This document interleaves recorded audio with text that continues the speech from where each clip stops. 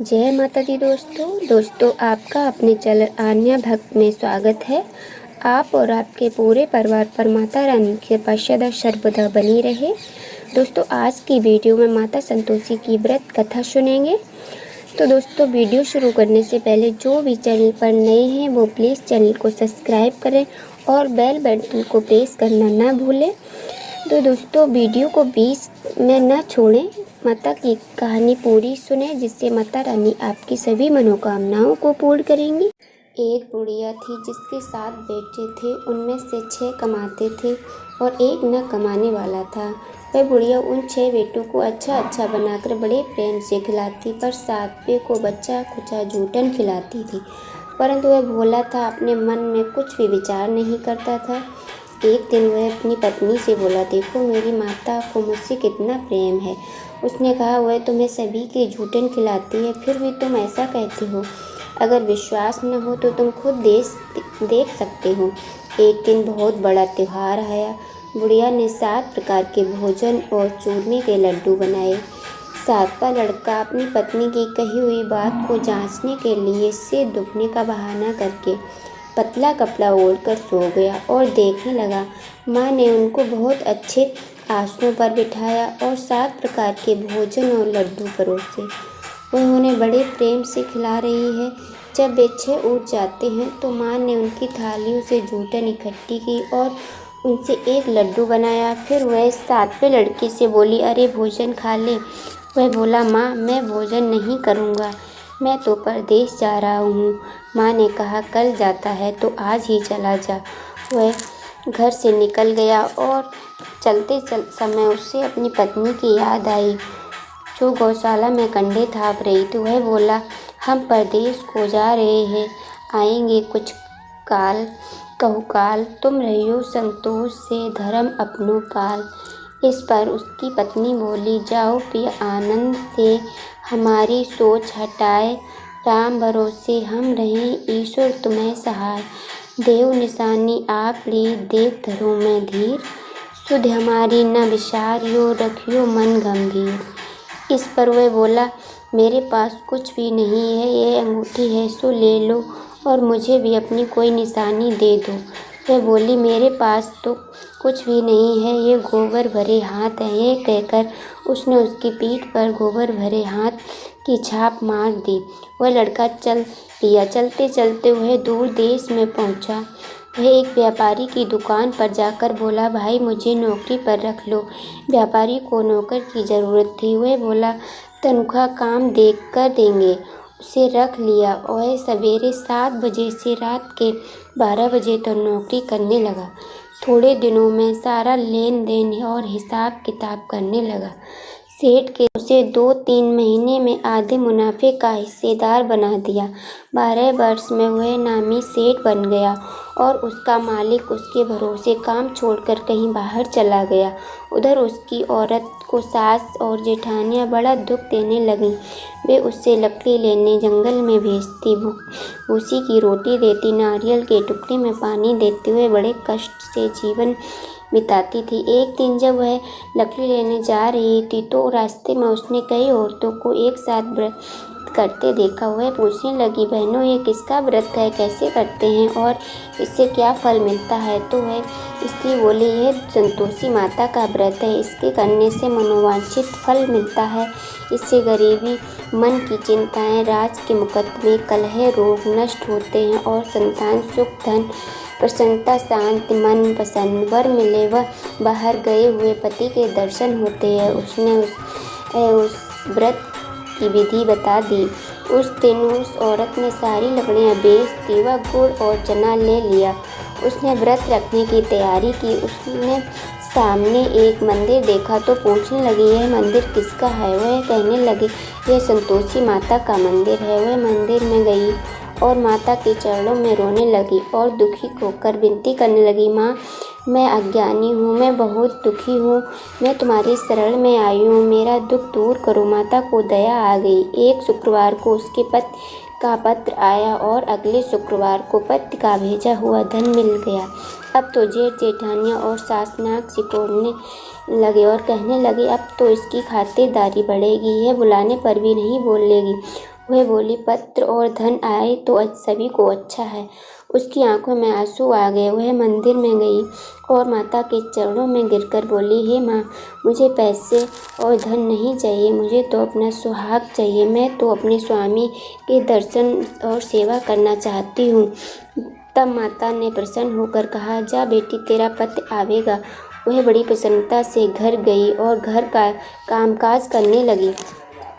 उधर संतोषी माता ने उसके पति को स्वप्न में कहा, घर जाने और पत्नी की याद दिलाई। उसने कहा, माँ, मैं कैसे जाऊँ, परदेश की बात है, लेन देन का कोई हिसाब नहीं है। माँ ने कहा, मेरी बात मान, सवेरे नहा धोकर मेरा नाम लेकर घी का दीपक जलाकर दंडवत कर दुकान पर बैठना। देखते देखते सारा लेन देन साफ हो जाएगा, धन का ढेर लग जाएगा। सवेरे उसने स्वप्न के कहे अनुसार वैसा ही किया। उसने नहा धोकर माता को दंडवत करके घी का दीपक जलाया और दुकान पर जाकर बैठ गया। थोड़ी देर में सारा लेन देन साफ हो गया, सारा सामान बिक गया और धन का ढेर लग गया। वह प्रसन्न हुआ और घर के लिए गहने कपड़े सामान खरीद कर ले आया। वह जल्दी ही घर को रवाना हो गया। उधर बेचारी उसकी पत्नी रोज लकड़ियां लेने जाती और रोज माता संतोषी की सेवा करती। उसने माता से पूछा, हे माँ, यह धूल कैसी उड़ रही है? माता ने कहा, तेरा पति आ रहा है, तू लकड़ियों के 3 गट्ठर बना ले। एक नदी के किनारे रख, एक यहाँ रख और तीसरा अपने सिर पर रख। वे तेरे पति के दिल में उस लकड़ियों के गट्ठे को देखकर मोह पैदा होगा। जब वह यहाँ रुककर नाश्ता पानी करके घर जाए, तब तू लकड़ियों का गट्ठर उठाकर घर जाना और चौक के बीच में गट्ठर डालकर जोर जोर से 3 आवाज़ें लगाना। सासू जी, लकड़ियों का गट्ठा लो, भूसी की रोटी दो और नारियल के खोपड़े में पानी दो। आज मेहमान कौन आया है? उसने माँ के चरण छुए और उनके कहे अनुसार सारा कार्य किया। वह तीसरा गट्ठर लेकर घर गई और चौक में डालकर कहने लगी, सासू जी, लकड़ियों का गट्ठा लो, भूसे की रोटी दो, नारियल के खोपड़े में पानी दो। आज मेहमान कौन आया? यह सुनकर सास बाहर आकर कपट भरे वचनों से उसके दिए हुए कष्टों को भुलाने के लिए कहने लगी, बेटी, तेरा पति आया है, आ मीठा भात और भोजन कर। वह गहने कपड़े पहन अपनी माँ के ऐसे वचन सुनकर उसका पति बाहर आया। 12 बरस हो गए, ये दिन भर घूमती फिरती है, काम काज करती नहीं है, तुझे देखकर नखरे करती है। वह बोला, ठीक है, मैंने तुझे और इसे देख लिया है, अब मुझे दूसरे घर की चाबी दे दो, मैं उसमें रहूँगा। माँ ने कहा, ठीक है, जैसी तेरी मर्जी। और उसने चाबियों का गुच्छा पटक दिया। उसने अपना सारा सामान तीसरी मंजिल के ऊपर के कमरे में रख लिया। एक ही दिन में वे राजा के समान ठाट बाट वाले बन गए। इतने में अगला शुक्रवार आया। बहू ने अपने पति से कहा, मुझे संतोषी माता के व्रत का उद्यापन करना है। वह बोला, बहुत खुशी से कर ले। जल्दी ही उद्यापन की तैयारी करने लगी।